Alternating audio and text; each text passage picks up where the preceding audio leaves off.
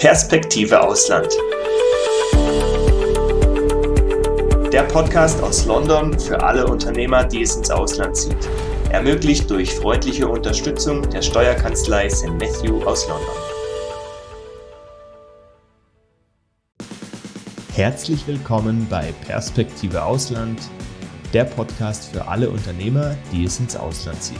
Mein Name ist Magnus Sauerborn, außerdem mit dabei Sebastian Sauerborn als Gastgeber und Inhaber der Steuerkanzlei St. Matthew in London.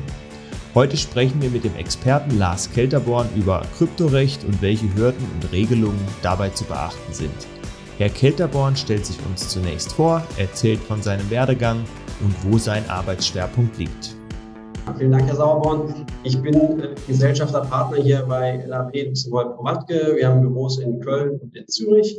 Ich war in meinem ersten Leben Finanzbeamter, 12 Jahre lang, habe nebenbei in Anführungszeichen Jura studiert, habe dann nach dem zweiten Staatsexamen den Staatsdienst verlassen, bin seit über 10 Jahren Anwalt und seit über 5 Jahren hier Partner. Ich verantworte das internationale Steuerrecht in der Kanzlei und das Thema Kryptowährungen. Damit haben wir vergleichsweise zeitig angefangen, schon 2016.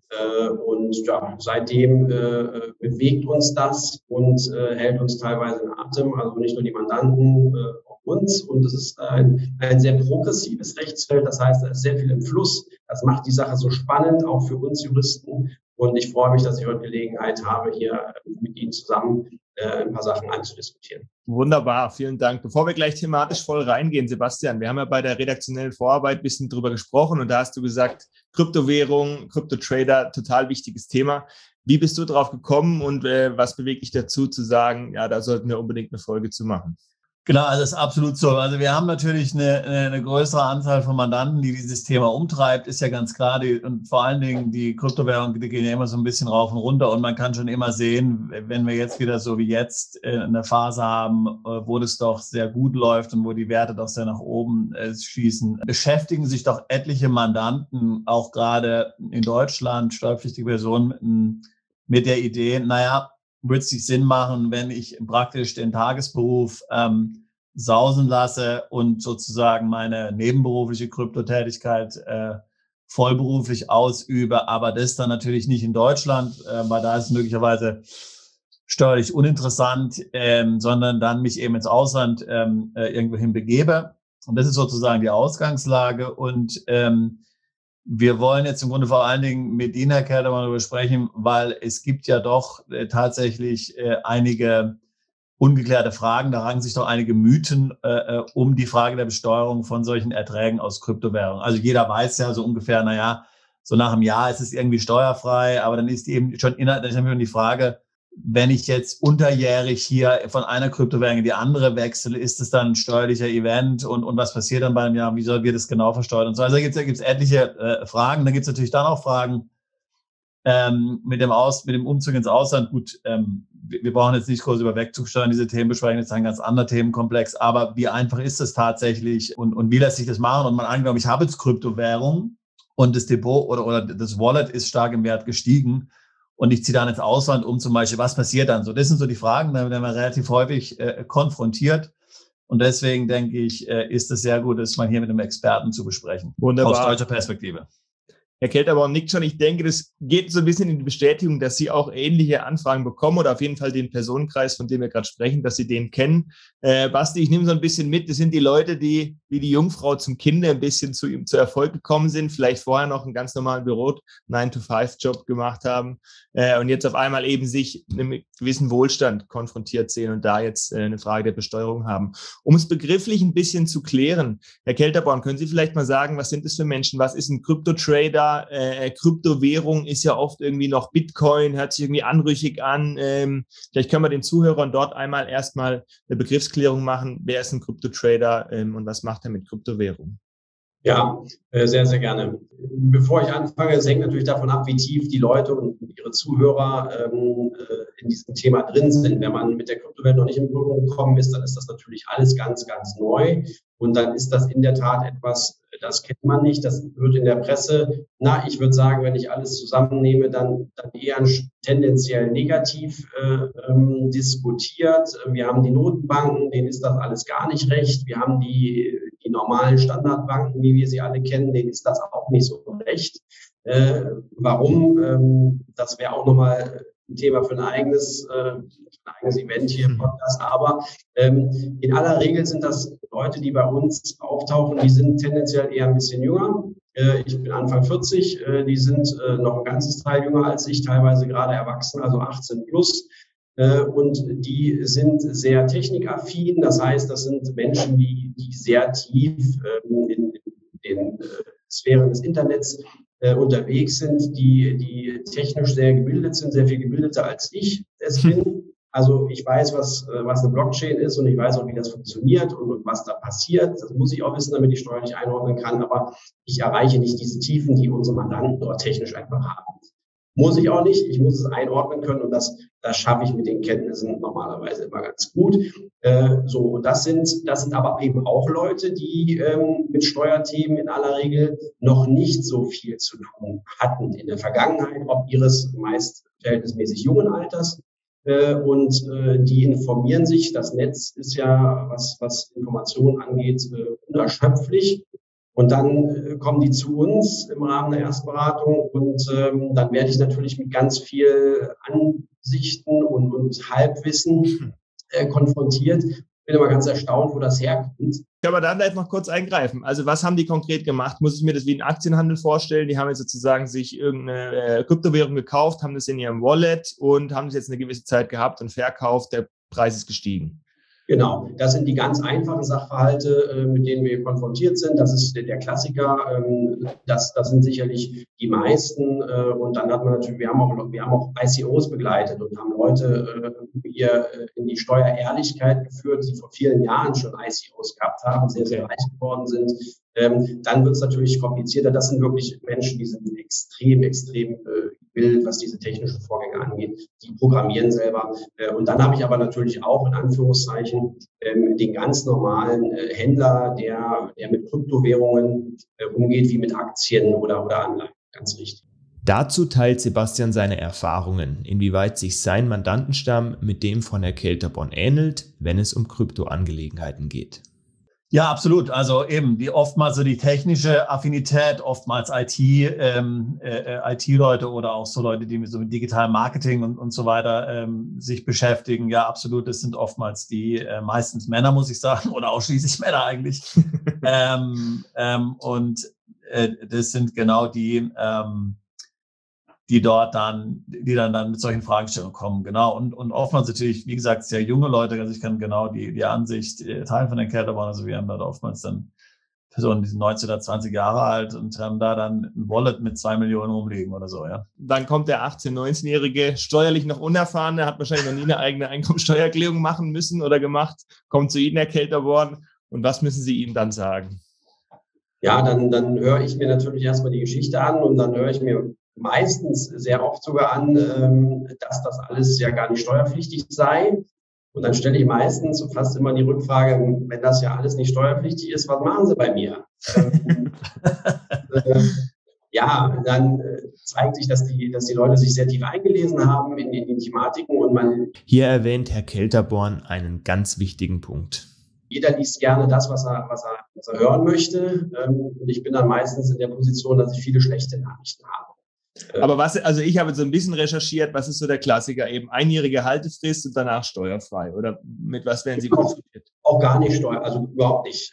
Okay, also egal wie lange. Genau, das ist alles steuerfrei, weil das sind ja keine Wirtschaftsgüter und es sind auch keine Währungen. Und wie gesagt, da werden meistens sehr, sehr viele Dinge durcheinander geworfen und es wird sich dann das rausgepickt, was einem am besten passt und dass das nicht steuerfrei ist, das hätte man natürlich. Also ich habe auch selber Kryptowährungen bei mir privat und das würde mich natürlich auch freuen, wenn Gewinne steuerfrei wären, auch unterjährig, aber da kommen wir jetzt noch zu, so ist es leider nicht. Genau, dann wollen wir doch hier konkret einsteigen und mal ins Eingemachte gehen. Wenn wir jetzt Einkünfte in Deutschland uns anschauen, wenn ich in Deutschland lebe, aus Kryptowährungen Einkünfte erziele, was ist dort steuerlich zu beachten? Also, wann immer das bei den Usern eintritt, wann immer sie mit Kryptowährungen handeln, sollten sie sich Rechtsrat suchen von einem Steuerberater oder von einem Steueranwalt, der da erfahren ist. Ja. Weil, Sie trifft nun mal als Steuerpflichtige eine Steuererklärungspflicht. Und inwieweit diese Steuererklärungspflicht zu erfüllen ist aufgrund des Handels mit Kryptowährungen, werden Sie nicht abschließend beurteilen können. Und leider ist die Rechtsprechung in dem Punkt so, dass sie rätselnartig sagt, das Steuerrecht ist kompliziert, lieber Steuerpflichtiger, und du musst mitnichten alles wissen. Das musst du wirklich nicht. Das heißt mit anderen Worten, du darfst Fehler machen, du darfst auch Sachen vergessen. Hierbei ist jedoch ein großes Aber ganz besonders zu beachten. Wenn du das nicht weißt, und wir erwarten nicht, dass du das weißt, so bist du doch verpflichtet, einen Experten hinzuziehen, wenn du strafrechtlich wohlgemerkt nicht belangt werden möchtest. Also das ist die Rechtsprechung, die ständige. Das will ja in der Regel niemand strafrechtlich belangt werden.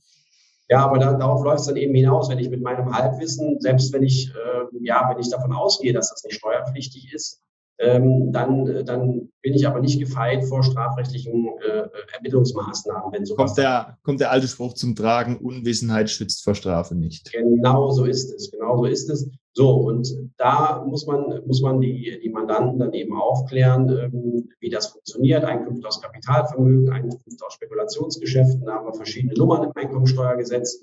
Und da kann man dann auch in die Diskussion einsteigen. Das ist immer schön, dass die meisten Mandanten sich dann schon vorgebildet haben. Das ist richtig, Kryptowährungen sind eben keine klassischen Währungen und es ist eben auch kein Kapitalvermögen. Deshalb sind wir da in einer anderen Hausnummer unterwegs, im Paragraphen 23 des Einkommensteuergesetzes. Und gleichwohl ist es so, dass jedenfalls die herrschende Meinung davon ausgeht, dass das Kryptotrading jedenfalls innerhalb der Jahresfrist steuerlich relevant ist. Wir haben da eine kleine Freigrenze, die ist relativ lächerlich für kryptoerfahrene Leute. 600 € waren es, glaube ich, oder? Ja. Genau so. Und das ist eine Freigrenze, sobald die überschritten ist, ist das alles steuerpflichtig. Ja, so, und das muss man wissen, und dann ist man insoweit natürlich auch erklärungspflichtig. Okay, aber wenn wir uns jetzt einen konkreten Fall überlegen, eben der 19-jährige Peter hat irgendwie in einem Jahr 20.000 € in Bitcoin gehabt, der Bitcoin ist durch die Decke gegangen und der ist jetzt auf einmal ein Jahr später, er hat ein Jahr lang nicht drauf geschaut, was weiß ich, 100.000 wert. Und jetzt verkauft er das wieder. Wie wäre das steuerlich zu beurteilen? Wenn der Sachverhalt genauso ist, wie Sie ihn geschildert haben, er hat erworben am 1.1. und verkauft am 2.1. des Folgejahres, dann ist das eine Jahr rum und dann sagt man, dass das steuerlich nicht mehr relevant ist, weil diese Spekulationsfrist, die dort gilt, von einem Jahr eben abgelaufen ist. Es sei denn, dann weiß ich nicht, ob die Fragen von Ihnen dann auch in die Richtung gehen. Ich möchte es aber ergänzen, es sei denn, er hat diese Kryptowährungen, den Bitcoin, wenn wir bei dem Beispiel bleiben, die Bitcoins noch verwendet. Da kann man ja verschiedene Sachen machen, Lending, Staking, untechnisch gesprochen, man kann seine eigenen Kryptowährungen ja verleihen, bekommt dann dafür etwas zurück. So, und da fängt die Diskussion an, ob das dann dazu führt, dass nicht mehr die einjährige Spekulationsfrist gilt, sondern die 10-jährige. Dann geht Herr Kelterborn noch darauf ein, inwieweit sich der Sachverhalt ändert, wenn unterjährig mit der Kryptowährung getradet wird. Von der steuerlichen Würdigung wird eben die Kryptowährung dazu verwendet, weitere Einnahmen zu generieren. So, da muss man aufpassen, und da unterscheidet sich die Auffassung meiner Kollegen, die der Literatur, von den Stimmen, die man aus der Finanzverwaltung so hört. Die Finanzverwaltung argumentiert natürlich fast immer profiskalisch. Das heißt, würden sich natürlich freuen, wenn bei einer solchen Nutzung dann die Spekulationsfrist auf 10 Jahre sich verlängert. Das gibt die Regelung im Paragraphen 23 unseres Erachtens aber nicht her. Also man muss die Entstehungsgeschichte sich dort angucken. Dieser besondere Teil dort im Gesetz, der ist für was ganz anderes gemacht worden. Ja, und zwar geht es darum, dass man wirklich wirtschaftlich sehr intensiv mit den Dingen dann umgeht, die verleiht. Also es ging darum, zu vermeiden, dass Leute die Spekulationsfrist von einem Jahr dann umgehen und das Das waren aber ganz andere Sachverhalte, da ging es um ganz andere Wirtschaftsgüter, sodass hier auch meiner Auffassung nach die besseren Gründe dafür streiten, dass, wenn ich ganz normales Lending-Staking betreibe, dass das nicht dazu führt, dass die 10-Jahresfrist greift. Das Problem ist einfach, auf der ersten Stufe, ich muss den Sachverhalt dem Finanzamt mitteilen. Also ich kann mich jetzt nicht, und das raten wir auch allen unseren Mandanten, und da unterscheiden wir uns dann vielleicht auch vom normalen Steuerberater in Anführungszeichen, weil wir eben auch sehr viel Strafrecht machen, und ich habe einfach die Pflicht als Steuerpflichtiger, ich muss den Sachverhalt liefern. Wenn ich nicht zu einer anderen Lösung komme, dann ist das völlig in Ordnung. Das kann ich und sollte ich dem Finanzamt natürlich auch mitteilen, wenn ich rechtlich zu einer anderen Lösung komme. Ich kann aber nicht sagen, als Steuerpflichtiger, ich war beim Herrn Kelterborn oder bei Kollegen, die das auch sehr gut machen, habe mich beraten lassen, und die haben gesagt, die besseren Gründe streiten dafür, dass die 10-Jahresfrist nicht gilt, und wende mich nicht an das Finanzamt. Das reicht nicht. Ja, sondern Sachverhalt offenlegen, liebes Finanzamt, hier hatte ich 10 Bitcoin, die habe ich verliehen, dafür habe ich das und das bekommen. Und ich bin der Auffassung, dass das aufgrund Ablauf der Spekulationsfrist von einem Jahr, dass das nicht steuerpflichtig ist, mein späterer Verkauf. Ja, und ist es bei Ihnen konkret schon so vorgefallen? Hatten Sie die Fälle, wo die Offenlegung stattgefunden hat, und hat das Finanzamt dann in Ihrer Beratung gefolgt? Ist es Ihrer Beratung gefolgt? Das ist uneinheitlich. Also das sind ja ganz klassische Sachverhalte, also die heute zuhören, die in der Welt so ein bisschen drin sind, die wissen, das sind ganz klassische profane Sachverhalte. Man hat diese Kryptowährungen und hält die ja meistens nicht nur, sondern macht damit auch was. Das ist typischerweise so, ganz, ganz häufig jedenfalls, nicht immer, aber häufig, und dann wird das von uns so deklariert. Und die Finanzverwaltung ist da deutlich besser geworden in den letzten 2 Jahren, das muss man sagen. Hat auch natürlich die Wissenskurve hat da enorm zugenommen, und die Begehrlichkeiten aufgrund der Kursexplosionen natürlich auch. Und von daher, je nachdem, auf welchen Finanzbeamten man da trifft, diskutiert man schon auf Augenhöhe. In der Regel, muss ich allerdings sagen, ist das nicht der Fall. Also das ist schon noch die Ausnahme. Herr Kelterborn, die einjährige Spekulationsfrist, wie würde sich das verändern? Naja, ich kann zwar jetzt nicht konkret mir vorstellen, dass das tatsächlich so passieren würde, aber jetzt mal theoretisch, gibt es da einen Unterschied in der Behandlung, wenn jemand jetzt hier hauptberuflich oder gewerblich mit Kryptowährungen handelt, auch wenn es so das eigene Vermögen ist, jetzt nicht für Dritte oder so, oder würde das gleich behandelt werden? Na, dann muss ich unterscheiden, ob ich im Rahmen der privaten Vermögensverwaltung unterwegs bin oder ob ich tatsächlich gewerblich tätig bin. Das ist eine Abgrenzung, die ist sehr fließend. Also das ist dann in der Beratung für uns auch immer schwierig, weil wir den Mandanten leider nicht sagen können, das ist schwarz und das ist weiß. Sondern Übergänge sind sehr fließend. Das sind immer Einzelfallentscheidungen, auch was der Bundesfinanzhof, unser höchstes Steuergericht dazu gesagt hat.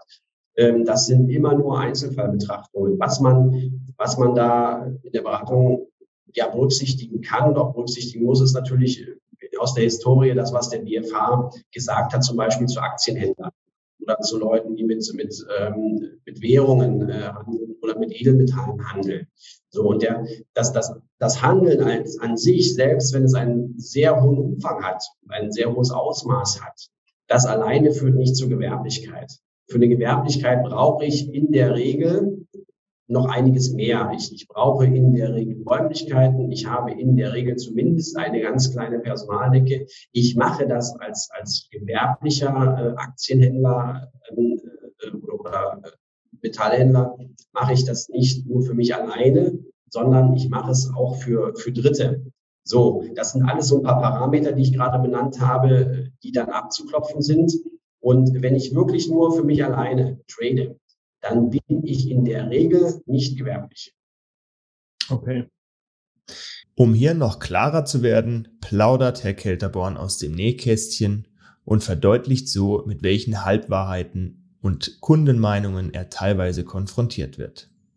Klassischerweise dann die Identifikation der jeweiligen Kryptowährung bei der Ermittlung des Veräußerungsgewinns. Nicht? Also wenn ich 10 Bitcoins oder Ether oder was auch immer habe und verkaufe davon 5, und die 10 habe ich aber nicht zum gleichen Zeitpunkt erworben, sondern unterschiedlich, sukzessive hintereinander weg, Da muss man ja immer fragen, ja, welchen habe ich denn da verkauft, wenn ich die Jahresfrist prüfe? Und da gibt die Verwaltungsauffassung, sagt FIFO. Was heißt FIFO? First in, first out. Also den Coin, den ich zuerst gekauft habe, den verkaufe ich auch wieder. Mit FIFO kommen Sie bei der Finanzverwaltung eigentlich immer weiter, weil das ist Verwaltungsauffassung, dass das so gemacht wird. Das ist bei Aktien wird das ähnlich gemacht.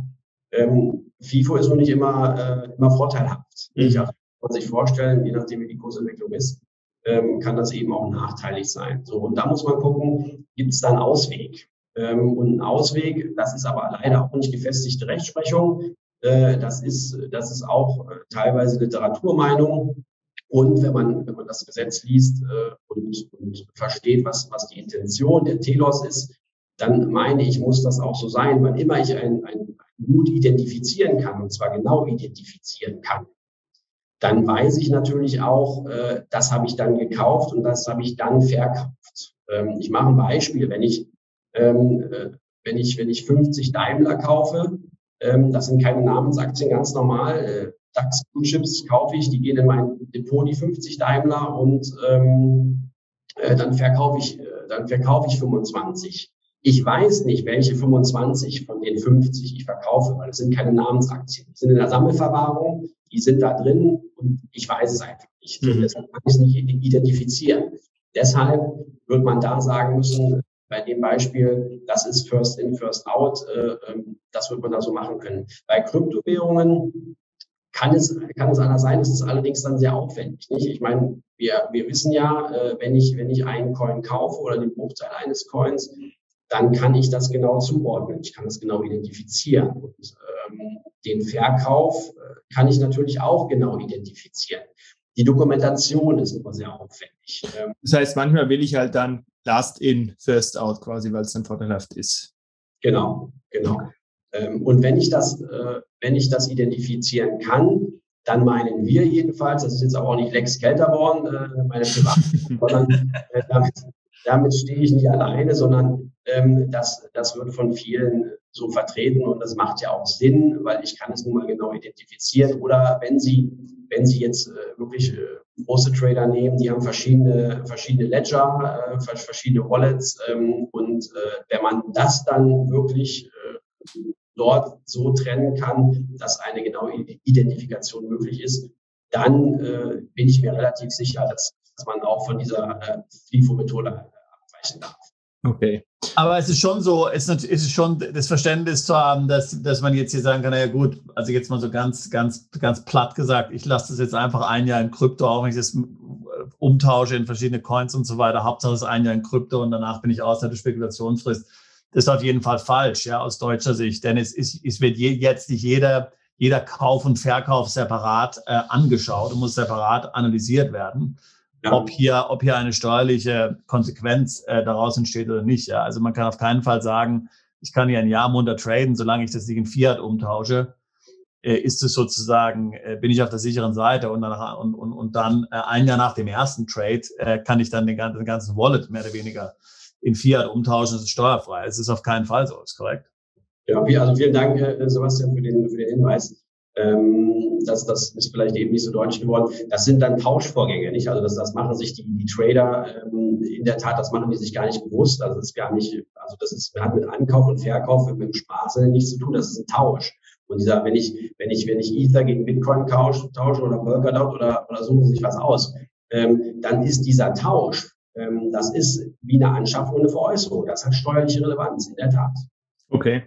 Genau, das ist nämlich tatsächlich also nach meiner Erfahrung, ja, zumindest den Leuten, mit ich rede, ein weit verbreiteter Mythos, ja, weil die Leute sich im Grunde nicht klar sind, dass das weil Sie vorhin von Daimler gesprochen haben, wie der Aktienverkauf ist, ja. Also wenn ich Aktien verkaufe, dann ist jeder Verkauf, also jeder Trade letztlich hat möglicherweise steuerliche oder wird in aller Wahrscheinlichkeit nach steuerliche Konsequenzen haben und ist zu dem Zeitpunkt auch dann zu versteuern. Und da denke ich ja dann immer an Uli Hoeneß, der dieses Depot hatte, was dann einfach gedreht ist.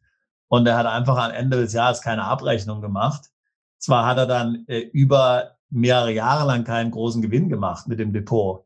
Aber natürlich, wenn man das immer zum 31.12. analysiert hätte, was er dort an potenziellen Erlösen gemacht hat, die dann wieder reinvestiert worden sind, ja, waren natürlich die Gewinne. Und das, was er dann an Steuern hinterzogen hat, ganz erheblich, ja, weil das natürlich alles steuerliche Events sind. Ja, das ist 100% so, da brauche ich gar nichts hinzufügen, 100% d'accord. Bevor wir nun die Perspektive ins Ausland einnehmen, will uns Herr Kelterborn noch etwas zu den deutschen Begebenheiten sagen. Ja, ganz kurz vielleicht, dass sich alle bewusst sind, dass wir hier, auch was die Rechtsprechung angeht, noch ganz am Anfang stehen. Also ich habe ja eingangs beschrieben, das ist ein sehr dynamischer Prozess, auch in der Beratung, im rechtlichen Umfeld. Da wird viel geschrieben, da passiert viel. Bis das mal bei den Gerichten liegt, dauert es eine Weile. Und bis es mal beim Bundesfinanzhof, unserem höchsten Steuergericht in Deutschland liegt, wird es noch sehr viel länger dauern. Also wir vermuten, dass die Anzahl der Verfahren, also allein wir führen ganz, ganz viele Einspruchsverfahren gegen die Art der Besteuerung von Kryptowährungen für unsere Mandanten, einfach weil wir dort auch Rechtssicherheit haben wollen und die Rechtsprechung haben wollen, dass die Gerichte dort für die Zukunft so ein Stück weit auch den Weg weisen und die Finanzverwaltung dann hoffentlich auch in die Schranken weisen. Das dauert leider noch eine Weile, bis wir da mal die ersten BFH-Urteile sehen werden. Okay, aber da wissen wir ja von Deutschland, dass es jetzt nicht unbedingt bürokratiearm oder wahnsinnig steuerfreundlich handelt. Also das bleibt abzuwarten, vor allem wahrscheinlich einerseits, was seitens der Ministerien kommt und dann auch in puncto Rechtsprechung noch Anklärung bringt. Gut, Sebastian, jetzt hast du ja schon erzählt von Mandanten, die auf dich zukommen, über eine Auswanderung nachdenken. Deutschland ist vielleicht da nicht das Land, wo Milch und Honig fließt. Wir hören von El Salvador, wo Kryptowährungen mittlerweile schon akzeptiertes Zahlungsmittel sind. Herr Kelterborn, aus Ihrer Perspektive, wenn ich jetzt bisher in Deutschland gelebt habe, Einkünfte aus Kryptowährungen erzielt habe, inwiefern ändert sich das ganze Szenario, wenn ich ins Ausland ziehe? Ja, da muss man auch wieder steuerlich viele Dinge beachten. Zuallererst muss ich immer gucken, was wir eben geschildert haben und was wir versucht haben abzugrenzen, bin ich als Privater im Rahmen der privaten Vermögensverwaltung mit meinen Kryptowährungen unterwegs oder ist es schon so, dass ich ein gewerblicher Händler bin oder habe ich es vielleicht auch, was viele gemacht haben, habe ich sogar in einer vermögensverwaltenden Gesellschaft drin, einer vermögensverwaltenden GmbH oder was auch immer. Das ist ein ganz großer Unterschied. Als Privatperson, ohne Gesellschaftsform, ohne alles, wenn ich Trader bin, sonst nichts mache, vielleicht noch studiere oder nur Arbeitnehmer bin, in Anführungszeichen, ohne dass damit eine Wertung verbunden ist, dann ist der Wegzug steuerrechtlich sehr viel leichter zu bewerkstelligen in Verbindung mit Kryptowährungen, als wenn ich jetzt wirklich als Gewerbetreibender aufgrund des Umfangs und der Intensität dort unterwegs bin oder gar, wenn ich es in der Gesellschaft habe. Als Privatperson komme ich in der Regel, wenn ich sonst nichts habe, wenn ich wirklich nur mein Krypto-Trading habe, dann kann ich hier die Zelte einpacken und Zelte einpacken heißt dann aber auch wirklich, und das schreibe ich jedem dann ins Hausaufgabenbuch, Zelte einpacken heißt, alles wird hier abgebrochen. Also nicht abmelden, sondern tatsächlich Wohnung aufgeben und auch die letzte Zahnbürste bei der Freundin und bei Mama und Papa einpacken. Ja, also das ist immens wichtig. Das wird immer vergessen. Ja, wenn es dann zum Schwur kommt, dann wissen wir ja, wie bequem das ist, wenn man noch so einen kleinen Anker hat, wo man gerne und dann vielleicht nicht häufig, aber ab und zu mal im Jahr zurückkommt. Das kann fatale Folgen haben. Und auch da habe ich eben sehr, sehr häufig mit Steuerstrafverfahren in dem Zusammenhang zu tun. Das heißt, selbst die Einzimmerwohnung in München, Köln oder Berlin kann dann sich sehr negativ auswirken. Ja, da haben wir ja ganz viele prominente Beispiele in Deutschland, denen das schon so ergangen ist. Das hat gar nichts mit Kryptowährungen zu tun, sondern das ist der Wohnsitz. Der Paragraph 8 in der Abgabenordnung, der sagt, was ein Wohnsitz ist. Und daran hängen eben steuerliche Pflichten. Und da steht nicht drin, dass ich 180 Tage im Jahr hier sein muss. Da steht auch nicht drin, dass ich 100 Tage hier sein muss. Es reicht, wenn Sie so wollen, einen Tag. Also wenn ich eine Wohnung gemietet oder Eigentum habe oder einen gewöhnlichen Aufenthalt und ich halte diese Wohnung vor, weil ich auch vorhabe, dorthin zurückzukehren, dann kann ein Tag wirklich reichen. Okay. Nun teilt Sebastian seine Einschätzung mit uns, welche Länder in Frage kommen, wenn man im Ausland mit Krypto traden möchte. Ja, also mein Wissen ist jetzt diesbezüglich nur oberflächlicher Natur, ja, aber also mir hatten andere gesagt, dass zum Beispiel die Schweiz als Wohnsitzland diesbezüglich vorteilhaft ist, weil dort, soweit ich das verstanden habe, jegliche Besteuerung im Grunde entfällt. Dann gibt es natürlich auch Länder weiter weg, wie Singapur, die möglicherweise interessant sind. Portugal hat, glaube ich, eine interessante Gesetzgebung. Malta hat eine interessante Gesetzgebung. Über Dubai und so wollen wir jetzt gar nicht sprechen. Über diese Länder haben wir jetzt mal so was Realistisches innerhalb von Europa. Soweit ich weiß, die Schweiz. Ich weiß, dass Frankreich zwar keine Nullbesteuerung auf Kryptowährungen hat, aber, glaube ich, vergünstigt hier besteuert Erträge aus Kryptowährungen. Also es gibt da schon einige,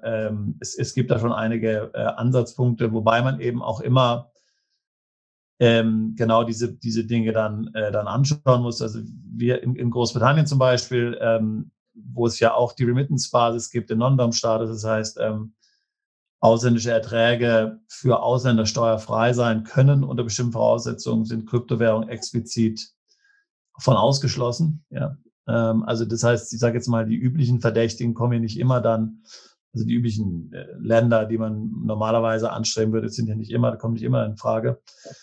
Aber sicherlich für viele Deutsche, die Schweiz ist natürlich naheliegend, und man kann ja auch in die Schweiz umziehen als EU-Bürger, zumindest, also es ist nicht ganz so einfach, man muss dann dort eine Anstellung haben und so weiter. Also muss man sich überlegen, im Zweifelsfall eine Gesellschaft gründen, das ist ein bisschen komplizierter und sich dort anstellen lassen, ja. Aber sicherlich die Schweiz ist ein interessanter Kandidat, soweit ich weiß. Okay. Ja, also wir kommen ja immer wieder so ein bisschen zu der Frage zurück, ist mir eben wirklich dieser radikale Lebenswandel, möchte ich den gehen, möchte ich in Deutschland alle Zelte abbrechen und fühle ich mich in einem anderen Land auch wirklich so wohl, wie ich mir das vorstelle. Also da gibt es ja auch immer wieder Fälle, wo ich sozusagen erstmal ins Ausland gehe, aber nach einer gewissen Zeit merke, okay, mit der Mentalität komme ich doch nicht klar und komme wieder zurück, was sich natürlich auch wieder steuerlich auswirkt. Ja, kann ich gerne auch aus Erfahrung berichten. Also klassischerweise die Schweiz natürlich, weil es ist der Sprachraum, der ist nicht unbekannt. Und das Umfeld, das steuerliche Umfeld und das unternehmerische Umfeld ist in der Schweiz natürlich im Allgemeinen freundlicher als in Deutschland. Der Kanton Zug ist ja bekanntermaßen so ein bisschen Vorreiter für die Kryptowelt. Man kann im Kanton Zug, das habe ich kürzlich gelesen, seine Steuern in Kryptowährungen, die akzeptieren Ether und Bitcoin, meine ich. Also das zeigt, dort ist das Thema relativ weit, kann ich mir bei der deutschen Finanzverwaltung jetzt erstmal in absehbarer Zukunft nicht vorstellen. Also dort ist das Umfeld sehr freundlich, weshalb viele Mandanten auch in die Schweiz gehen. Im Übrigen kann ich das vom Sebastian Sauerborn bestätigen. Die üblichen Verdächtigen, Dubai, klar, sehr, sehr häufig, dann hier in Europa, Malta, Zypern, Portugal auch, ja, also Portugal sehr häufig sogar. Und Panama habe ich ein paar Leute, Philippinen, das sind so die Länder, die ausgewählt werden. Und in der Tat, auch das kann ich bestätigen, viele, nicht alle, aber viele kommen nach einer gewissen Zeit wieder zurück nach Deutschland. Wer mal im Ausland gelebt hat, ich habe auch eine Zeit lang in den USA gelebt, der weiß dann und merkt auf einmal, wie Deutsch er ist und was er hier alles vermisst. Und dann sind unsere zugegebenermaßen sehr hohen Steuern, auf einmal werden sie als erträglicher empfunden. Also das ist so meine Erfahrung. Kommen wir nun zu unserer Kategorie Make a Long Story Short. Ich stelle Fragen, die möglichst kurz und knackig beantwortet werden. Erste Frage, würden Sie sagen, Deutschland ist im internationalen Vergleich ein kryptofreundliches Land? Das würde ich neutral bewerten wollen. Okay, wir machen hier mal weder Plus noch Minus. Aus Ihrer Sicht sind Kryptowährungen das Geld der Zukunft? Das ist jetzt aber eine ganz persönliche Meinung. Da antworte ich eher als Person und nicht als Rechtsanwalt. Das glaube ich schon, weil ich von der Technik und von der Idee, die dahinter steckt und von den Möglichkeiten, die man damit hat, Davon bin ich überzeugt und es zeigt ja auch sehr, sehr deutlich, wenn die Zentralbanken und die Regierungen dagegen schießen, das zeigt immer, die nehmen das Thema sehr ernst. Und wenn man jetzt liest, dass China an einer eigenen Kryptowährung arbeitet, dann ist das ja eigentlich nur der Beweis dafür, dass das eine Technologie ist, die ganz, ganz viele Vorteile bietet. Und ich halte das für eine Technologie der Zukunft, ja. Wir bleiben auf der persönlichen Ebene. Haben Sie selbst in Kryptowährungen investiert? Ja, habe ich eben schon angedeutet. Ich habe auch einige Kryptowährungen, die ich privat halte, ja. Okay. Wir gehen wieder etwas ins Profanere. Kann das Finanzamt überhaupt kontrollieren, was auf Exchange-Plattformen oder Kryptobörsen passiert? Ja, auch da habe ich meistens schlechte Nachrichten für die Mandanten. Also der Arm der Finanzverwaltung, der deutschen Finanzverwaltung ist relativ weit. Er reicht nicht überall hin, aber wenn man jetzt auf einer chinesischen Exchange handelt, da gibt es ja auch größere oder auch Börsen, die dort angesiedelt sind. Da muss man sich immer fragen, ob man dem Börsenstandort China mehr traut, als dass man Angst vor der deutschen Finanzverwaltung hat. Da muss man eine Abwägung machen. Was aber regelmäßig möglich ist, sind Auskunftsersuchen. Also wenn die Exchange hier in Deutschland ist, dann sowieso natürlich. Aber auf EU-Ebene haben wir dort auch ganz, ganz weite Zugriffsmöglichkeiten. Und in vielen Doppelbesteuerungsabkommen ist der Informationsaustausch auch vorgesehen. Und dort haben wir aus der digitalen Welt sehr, sehr viele Beispiele. Können Sie eBay nehmen oder andere Dinge, wo man auch sagen würde, kriegt die deutsche Finanzverwaltung nie Daten. Ja, doch, man hat sie bekommen. Es gibt Rechtsprechungen, selbst auch Amazon, die mit ihrer Zentrale in Luxemburg sitzen, also nicht in Deutschland. Auch da mussten Daten ausgegeben werden. Ja, also man sollte sich da nicht zu sicher fühlen. Nächste Frage geht auch ein bisschen in die Richtung Finanzamt. Wenn irgendwann vielleicht Blockchain stärker etabliert ist, glauben Sie daran, dass das Finanzamt selbst die Blockchain auch als Chance begreifen kann, im Sinne einer lückenlosen Nachverfolgung, einfach weil ja die Transaktionen gespeichert sind und dass sie das Finanzbehörden entsprechend nutzen werden? Ja, da sind natürlich ganz, ganz viele Hürden wären da noch zu nehmen. Ob das so weit kommt, also kurzfristig glaube ich das nicht, mittelfristig bin ich skeptisch. Die Technologie als solche, das kann ich mir schon vorstellen, dass die Finanzverwaltung die dann auch nutzt.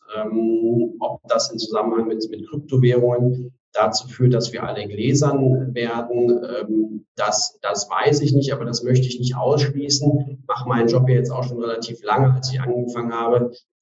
Gab es die Nummernkonten in Ländern wie Liechtenstein und der Schweiz und dann gab es da eben auch, da gab es keine persönlichen Daten, da hatte ich nur meine Nummer und hatte Zugriff auf das Konto. Und wenn ich da jetzt mal ein Gleichnis zur heutigen Kryptowelt ziehe, da gibt es ja auch nur Nummern, da weiß keiner, dass ich das bin. Aber es ist ja, wenn man das wollen würde, dann könnte man es natürlich zuordnen. So, da ist einfach die Frage, was die Staaten letztlich wollen und was sie machen werden. Aber die Geschichte lehrt uns, dort, wo viel Geld verdient wird, sind die Begehrlichkeiten des Fiskus sehr, sehr groß. Und man hätte nie gedacht, dass die Schweiz dort als Finanzplatz mal so unter Druck gerät und eine 180-Grad-Drehung hinlegen muss, weshalb ich bei Kryptowährungen das nicht ausschließen möchte. Aber ich sehe es nicht kurzfristig und auch nicht mittelfristig. Okay. Perfekte Überleitung zu meiner nächsten Frage. Glauben Sie daran, dass Einkünfte aus Kryptowährungen in Deutschland in Zukunft wie Kapitaleinkünfte besteuert werden? Wir hatten ja schon über Perspektiven gesprochen, was die Besteuerung anbelangt. Also ich bin überzeugt davon, dass unser Fiskus das möchte. Man wird die Regierung, also der Gesetzgeber, unser Parlament, dann so denn die rechtlichen Vorgaben dann vielleicht nicht reichen, wird man das sicherlich anpassen oder versuchen anzupassen, weil das einfach, das hat man ja gesehen in den letzten Jahren, da wird sehr, sehr viel Geld verdient und da möchte der Fiskus natürlich partizipieren, das ist ganz klar. Es ist auf der anderen Seite, zur Ehrenrettung des Fiskus muss ich natürlich auch sagen, wir haben ja den Gleichheitsgrundsatz und wir wollen und müssen in der Besteuerung natürlich auch gleich behandelt werden. Und das Leistungsfähigkeitsprinzip, wer viel Geld verdient, der soll natürlich auch Steuern zahlen. Also das soll man bitte immer nicht vergessen. Aber bis wir da wirklich Rechtssicherheit haben, ich habe es ja schon angedeutet, da brauchen wir Rechtsprechung dazu. Und bis dahin wird das ein sehr streitiges Thema bleiben. Okay, wunderbar. Wenn man jetzt Sie erreichen möchte, als selber Krypto-Trader, können Sie vielleicht nochmal Ihre Kontaktdaten durchgeben und auf welchem Wege man Sie am besten erreicht? Genau, also am besten hier in Köln. Wir sind gerade in neue große Räumlichkeiten gezogen, an der Pauluskirche 3 bis 5. Wenn Sie LAP, Rechtsanwälte, Steuerberater googeln, dann werden Sie uns finden und dann können wir per Zoom, per Telefon, per Skype oder auch gerne persönlich hier in Köln oder in unserem Office in Zürich in der Tödi-Straße können wir einen Termin machen und dann setzen wir uns zusammen und Sie dürfen uns sogar in Bitcoin oder in Ether bezahlen. Also wir akzeptieren auch Währungen. Sehr gut, das sieht doch schon mal gut an. Dann bleibt mir nicht mehr viel zu sagen, außer vielen Dank, Herr Kelterborn, für die Zeit, die Sie sich genommen haben. Es war ein sehr interessanter Einblick, den wir heute bekommen haben, auf jeden Fall auf deutscher Ebene. Und ich sage herzlichen Dank. Ja, vielen Dank Ihnen, dass ich die Möglichkeit hatte und auch mir hat es Spaß gemacht. Es ist beruflich und privat für mich auch ein tolles Thema. Das mache ich immer sehr, sehr gerne. Vielen Dank. Das war Perspektive Ausland, der Podcast für alle Unternehmer, die es ins Ausland zieht. Bis zur nächsten Folge.